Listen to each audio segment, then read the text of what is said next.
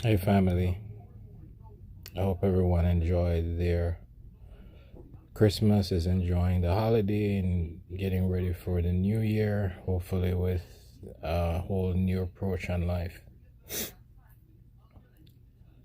2019 was a very, very emotional, very painful, very challenging year for me in many ways. That really made me look at life, think about life, and everything about life a whole lot differently. I was just sitting here crying, just thinking about, as I reflect on the year, just the depth of pain and struggles that I felt, and how those pain and struggles just really made me look within myself and see myself on a whole different level. I've never felt pain the way that I've felt pain as I have in 2019. And as much as my work has been about dealing with pain and dealing with crisis and all that, I found myself in crisis in a very, very profound way. I think the most painful part of it for me was just the emotional roller coaster that I found myself in, and how that emotional roller coaster, in the midst of my professional life excelling and a lot of great things happening, I found my personal, my private life, and my emotions just in this roller coaster that really, I would feel like I was drowning, I was suffocating, I was hurting, I was just, it was unbelievable. And then my physical health issues chipped in, and then that added a whole nother level of just pain and suffering, and I felt like I was literally going to die. I wanted to die. I wanted the pain to stop. I feared going back through levels of pain that I've been through in my life that took me to a very dark place. And I found myself in a very dark place towards the last couple of months of the year. Challenged in so many ways that I never thought that I would have, affected in so many ways that I thought that I would have been able to pull myself out of. But just really found myself in a very, very dark place.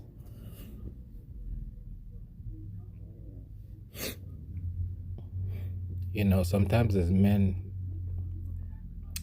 we hurt so much and we hurt so deep, and we hold a lot of that inside just because people don't understand how much of a fight it takes to suppress the anger and the pain and the frustration and the disappointment that we feel in life a lot of times. And people call it weakness, and people call it, but they don't even understand how that pain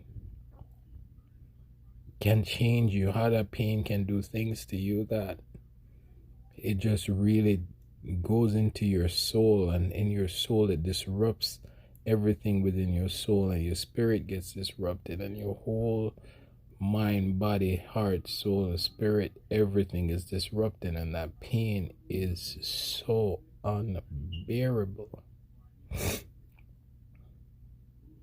And I suffered and I struggled this year in a way that it was breathtaking. It was scary. And where I thought I would find comfort and peace, where I thought I had comfort and peace, I found loneliness. I found rejection. I found distance. I found a cold heartedness that was left me many nights crying myself to sleep. Many nights could not even sleep because of how that pain was just so deep, so unreal, so unfair, so lonely.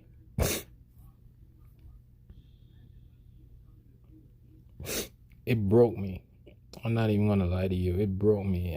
That's one of the reasons why I had to stop working, because I couldn't maintain my work life with going through all the, I've never felt broken as a man the way that I felt broken in 2019. I've never felt loneliness in a very long time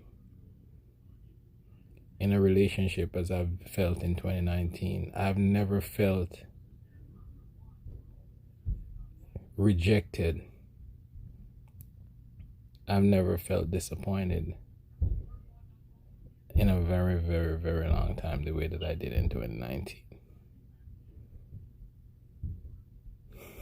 And that pain was just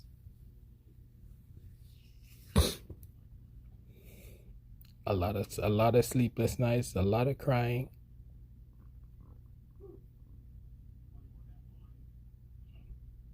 Sometimes you see people and you just don't know what they're going through.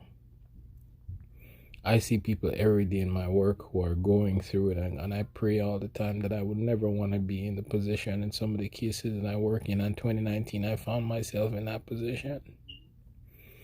In multiple ways, I found myself in that position.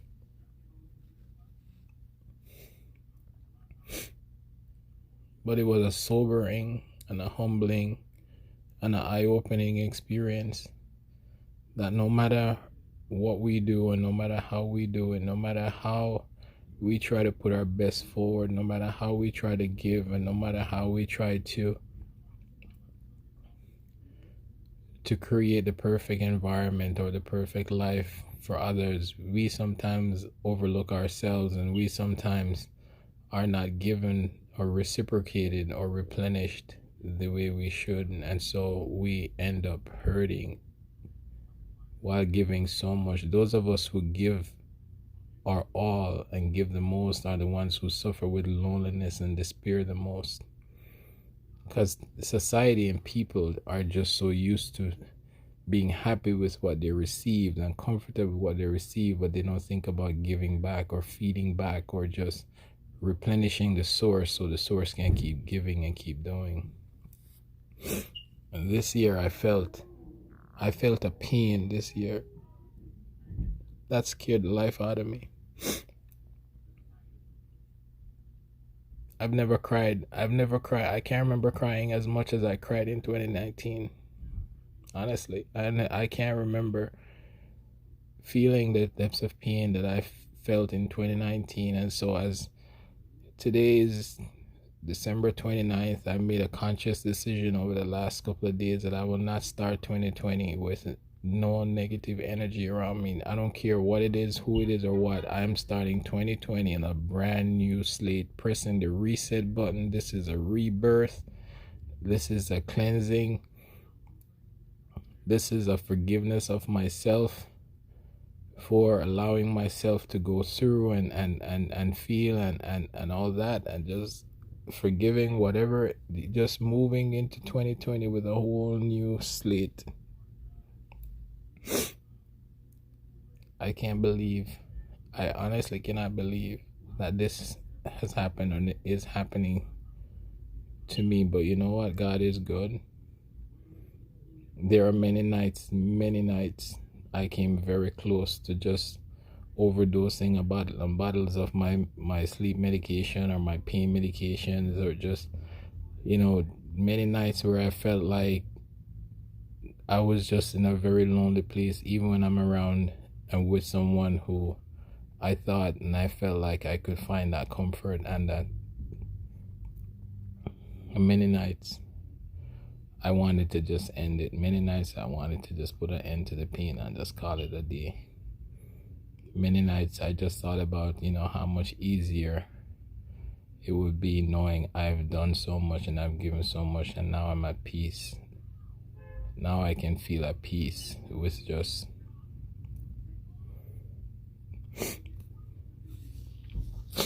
so for 2019, lessons learned, many lessons learned, but the most important lesson I learned for 2019 is that the most important thing for you is to have and be with someone who elevates you, someone who knows you, and someone who really wants for you to be happy and will do anything for you to be happy, and reciprocate that happiness. Be around people who know who you truly are, who when you talk about your pain and when you talk about what's hurting, will spend time to talk about what's hurting and spend time to focus on that with you. Spend time with your children and your family to really talk about emotions and how those emotions are making you feel.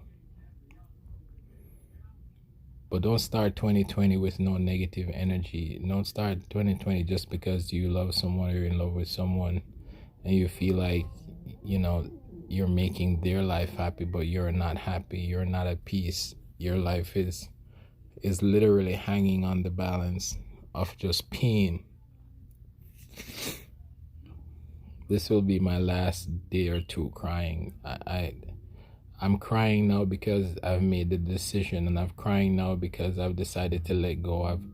I pretty much got rid of all the material things in my life. I'm starting with a rebirth in 2020, like I'm starting from the ground up. I decided to end a relationship that was just not working for me. And I struggled with that because I know the value that I have in her life, but at the same time I have to look out for me, and I have to take care of me. But 2020, by the grace of God, I'm going to live. I ended up stopped taking my medications because of the headaches that I was having. I had these medications that they were giving me, and they were starting to give me some comfort at first, but then with everything that was going on, it just was not working. And so I stopped taking the medication because one night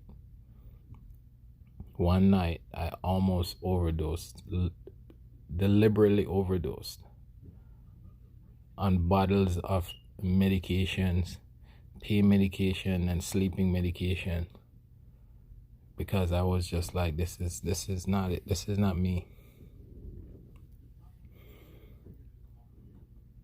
I want to feel loved. I want to feel love that makes me wake up in the morning feeling like, yes, it's another day and I'm glad for another day, and I want to live, and I have that love for myself, but I want to feel that love from someone else. I want to feel that love from someone who makes me feel like I belong. I want to feel that love from someone who makes me feel I'm worthy, I'm worth it. I want to feel that love from someone who is willing to say, I will do anything to make you happy. There's nothing that is asked of me or could be asked of me or I could think of or is in imagination that I wouldn't do for you, because that's how I love, and that's the love that I give. And I want 2020 to be the year that I get that love and feel that love and feel like I don't have to beg for it. I don't have to keep asking for it. I don't have to keep dreaming of it. I don't have to keep wanting it. It's just given to me. It's just there for me. That love is the foundation of what keeps me going, for me to do what I do, for me to be sustained, for me to be whole, for me to be happy, for me to be at peace. And we can try to talk about being loved and being in love and this farce of fake happiness. And no, I ain't faking no happiness. I'm not faking no idea of being at peace or being in love. I'm not faking none of that. I know what my heart and my mind desires. I know where my body is. I know where my spirit is, and I need that love to sustain me. It